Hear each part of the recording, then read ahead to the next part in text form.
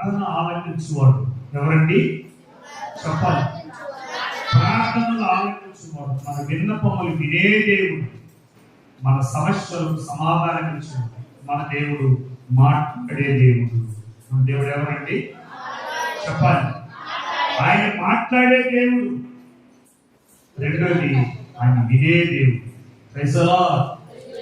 ఆయన మాట్లాడే దేవుడు, వినే దేవుడు. కేవలం చెప్పేది మాత్రం వినేసి మౌనంగా ఉండేవాడు కాదు. ఆయన మాత్రం మాట్లాడేసి నీ మాట వినవాడు కాదు.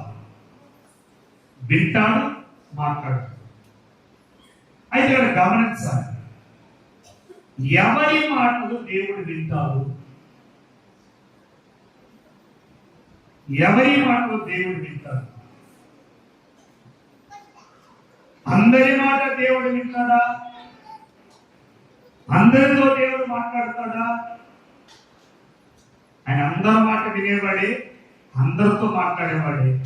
కొందరి మాటలు మాత్రమే అతి శ్రేష్టంగా తన మనసులో ఉంచుకొని కార్యం చేస్తాడు. హల్లెలూయా. అందరికీ చేయలేడు కార్యాన్ని. కొందరికి ఆఫీసులకు వెళ్తే, పెద్ద పెద్ద కలెక్టర్ ఆఫీసులకు వాటికి వెళ్తే 2 ఫైలు పెట్టుకుంటారు. ఒకటి గ్రీన్ ఫైలు, ఒకటి రెడ్ ఫైల్ పెట్టుకుంటారు.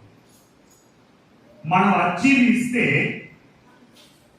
దాన్ని తీసి పక్కన పెట్టుకుంటారు. సాయంత్రానికి ఓపికగా దానంతా చూసి గ్రీన్ ఫైల్ ఏది పెట్టాలో, రెడ్ ఫైల్ ఏది పెట్టాలో కలెక్టర్ గారు చూసి వాళ్ళ అసిస్టెంట్లు చెప్తారు. వాళ్ళు దాన్ని రెడ్ ఫైల్లో, గ్రీన్ ఫైల్లో పెడతారు. ఎందుకయ్యా రెడ్ గ్రీన్ అంటే, రెడ్ ఫైల్ ఉండేవన్నీ పెండింగ్. అంటే వాళ్ళు అడిగిందో, లేకపోతే రాసిన తీరో, లేకపోతే ఇవ్వలేనివంటిదో, అత్యాశ కలిగిందో, మోసపూరితమైనదో కానిలో ఉంటుందన్నమాట. దానివల్ల అన్ని తీసేసుకుంటాడు అర్జీలు, కానీ దీన్ని రెడ్ ఫైల్లో పెట్టేస్తాడు. మరి ఇటువంటి చదివిన తర్వాత ఇది ఖచ్చితంగా వాళ్ళకి అవసరమై ఉంది, ఇది నేను చేయగలను, చేయొచ్చు అన్నటువంటి మనసు కలిగినప్పుడు దాన్ని గ్రీన్ ఫైల్లో పెడతారు. ఈ 2 ఫైళ్ళు టేబుల్ మీద ఉంటుంది. కానీ అధికారి వచ్చిన వెంటనే రెడ్ ఫైల్ ఎక్కడ ఫస్ట్ గ్రీన్ ఫైల్ ఇస్తారు. ఆ గ్రీన్ ఫైల్ తీసిన తర్వాత అందులో ఉండే అర్జీలు చదివి వెంటనే సంస్థ పెట్టి ఫార్వర్డ్ చేస్తారు. అది ఖచ్చితంగా వాళ్ళకి ఎవరైతే ఏ అర్జీ పెట్టుకున్నారో, ఎవరు ఏ అవసరం అడిగారో అది ఖచ్చితంగా బదులు చేస్తారు. ఈ రెడ్ ఫైల్లో ఉండే మాత్రం పెండింగ్ లోనే ఉంటుంది. దీన్ని చూడగా అంటే చూస్తాడు. ఇది ఒకటి అడిగిన వారికి ఎక్స్ట్రా ఉండాలి, లేకపోతే లోపమైన ఉండాలి, మోసమైన ఉండాలి, సంథింగ్ ఏదో ఉండాలి దాంట్లో. అందువల్ల దాన్ని రెడ్ ఫైల్లో పెట్టి చూడండి. తీసుకునేది మాత్రం అర్జీలన్నీ తీసుకుంటారు. కొన్నింటికి మాత్రమే పని జరుగుతుంది, కొన్నింటికి పని కాదు. కాబట్టి ఒక అధికారి అలా ఉంటే సర్వాధికారి ఎలా ఉండాలి? హల్లెలూయా. నువ్వు అనుకుంటున్నావు నా ప్రార్థన దేవుడు వింటున్నాడు, కరెక్టే. నా ప్రార్థన దేవుడు వింటున్నాడు, ఒకరితో నాకే పనిలే, right. That is your confident. నీ నమ్మకం అది. నా ప్రార్థన దేవుడు వింటున్నాడు, తప్పులేదు. నీ విశ్వాసం తప్పులేదు. నేను చేస్తున్న తప్పులేదు. నీ డ్యూటీ నువ్వు కరెక్ట్గానే చేస్తున్నావు. అధికారి గారికి నువ్వు పెట్టిన అర్జీ కరెక్టేనా? నువ్వు రాసేది తెల్ల పేపరే. తెల్ల పేపర్ అక్షరాలు రాసేది తెలిగే ఉంటుంది. వాళ్ళు తెలిగే, వీళ్ళు తెలిగే, అందరూ రాసేది వైట్ పేపరే. కానీ వైట్ పేపర్ ఉన్నట్టు రైటింగ్ కదా, హ్యాండ్ రైటింగ్ చూడడం వాళ్ళు రాసిన అడిగినవి ఏంటి, అది నీకు నిజంగా అవసరం ఉందా, అది నిజంగా చేయాలన్నా అన్నటువంటి కార్యాలని దేవుడు చూస్తూ ఉంటాడు. ఈ మాట్లాడేటువంటి దేవుడిగా నువ్వు మొరపెడుతూ ఉన్నావు కదా, ప్రార్థన చేస్తూ ఉన్నావు కదా, ఈ ప్రార్థనకి ఎందుకు నీకు బదులు రాలేదు? ఈ ప్రార్థన దేవుడు ఎందుకు వినలేదు? వినినా ఎందుకు బదులివ్వలేదు? బదిలిస్తే నీ జీవితం ఎలా ఉంటుందో తెలుసా? సఫలకృతంగా మార్చబడుతుంది. కొట్టాలి సఫలత గట్టిగా. మన చదువుకున్న కీర్తన భాగంలోని 145 వచ్చి మనం మాట్లాడుతున్నాం. తనకు మొదలుపెట్టు వారికి అందరికీ, గమనించండి, తనకు ప్రార్థించే వారికి అందరికీ, అక్కడ ఆపి మళ్ళీ అంటున్నాడు, తనకు నిజముగా మొదలుపెట్టు వారందరికీ. ఇక్కడ 2 మాటలు చెప్పాడు.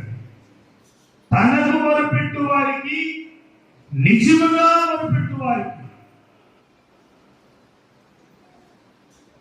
ప్రార్థన చేసేవారికి, భావంతో ప్రార్థన చేసేవారికి, ప్రార్థించే వారికి, భావంతో ప్రార్థించేవారికి, ప్రార్థించే వారికి, పరిశుద్ధంగా ప్రార్థించే వారికి, ప్రార్థించే వారికి, నిజముగా ప్రార్థించే వారికి, ప్రార్థించే వారికి, నమ్మకంగా ప్రార్థించే వారికి.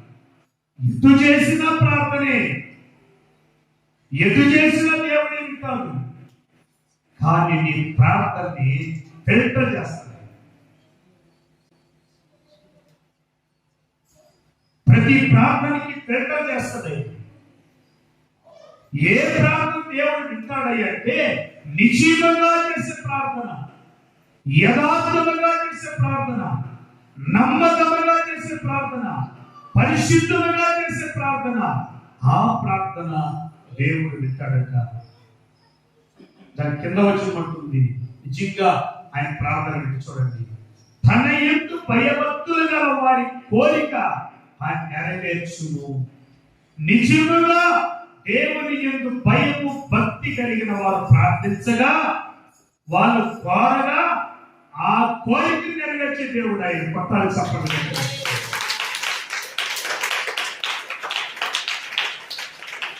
ఇది తింటే బాగుండలే, ఇది కట్టుకుంటే బాగుండలే, ఇది ఇస్తే బాగుండలే అనుకునే వాళ్ళ ఆశీర్దించేవాడు కాదే. ఇది ఇస్తే చూద్దాంలే అనుకుని వాళ్ళు ఆశీర్దించేవాడు కాదు. అడగతాను, ఏదో ఒక రోజు చేస్తానులే అన్నటువంటి వారు ప్రార్థన వినేవాడు కాదయ్యా. నిజంగా ప్రార్థనలో దైవ భయము కలిగి, దైవ భయము కలిగి వణుకుతూ గోజాడుతూ ఆయన సన్నిధిలో అడిగినవనుకో, నువ్వు అడిగిన కోరికని ఖచ్చితంగా నెరవేరుస్తాడు ఆయన. కొట్టాలి సపోర్ట్.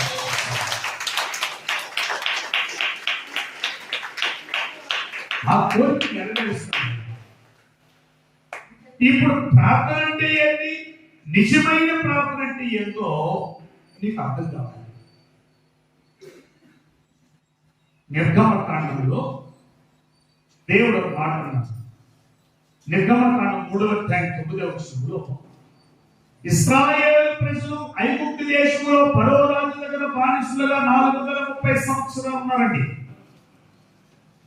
అయితే ఈ 430 సంవత్సరాలు ప్రార్థన చేయలేదా? దేవుడు అంటే తెలియదంటే దేవుడు తెలుసు.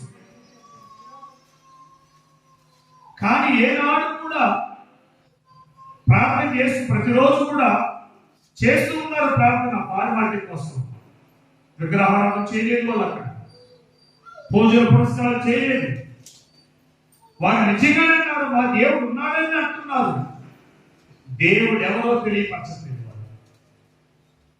మా దేవుడు ఉన్నాడని అంటున్నారు, ఆ దేవుడికి ఆరాధన చేయలేదు వాళ్ళు. నా దేవుడు ఉన్నాడని అంటున్నారు, నీ దేవుడి బిడ్డని అంటున్నారు, అది నిజముగా ప్రార్థించలేదు అక్కడ. అందుకే శ్రమ, ఎంత శ్రమ అంటే కొరడాలను కొట్టించుకొని ఆహారం తినేంత శ్రమ.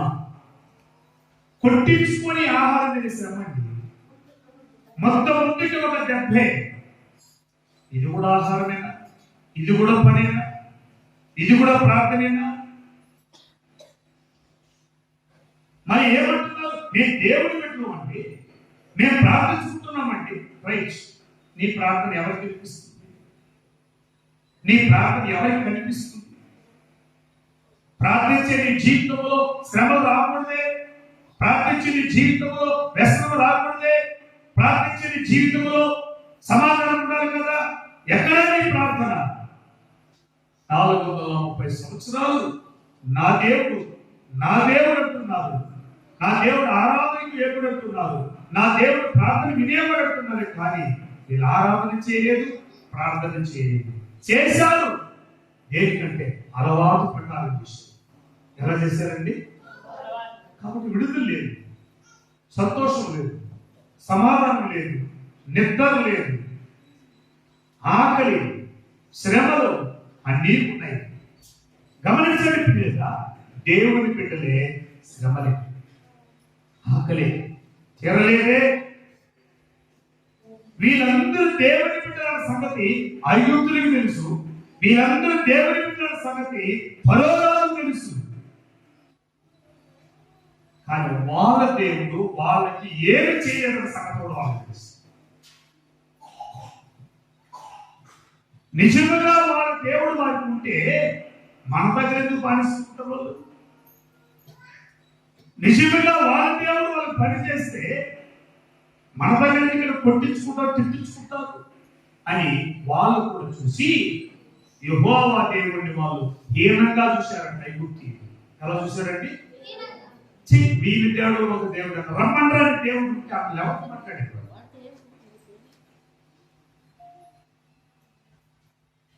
వాళ్ళు అంటున్నారు నిజంగా నీ దేవుడు ఉంటే రమ్మను అన్నటువంటి దేవుడితో ఛాలెంజ్ చేసినంత స్థాయికి వాళ్ళు రాగలిగారంటే కారణం ఏంటో తెలుస్తుంది. దేవుడి బిడ్డ దేవుడిని నమ్ముకున్న ఇశ్రాయేలు ప్రజలు అలవాటు ప్రకారం చేసుకున్నారు తప్ప ఆత్మీయతలో లేదు. ప్రార్థన చేస్తున్నారన్న మాటే కానీ ఈ ప్రార్థనలో భయం లేదు, ఈ ప్రార్థనలో భక్తి లేదు, ఈ ప్రార్థనలో పరిశుద్ధత లేదు. కనుక దేవుడు ఆ ప్రార్థన ఆలకించలేదు.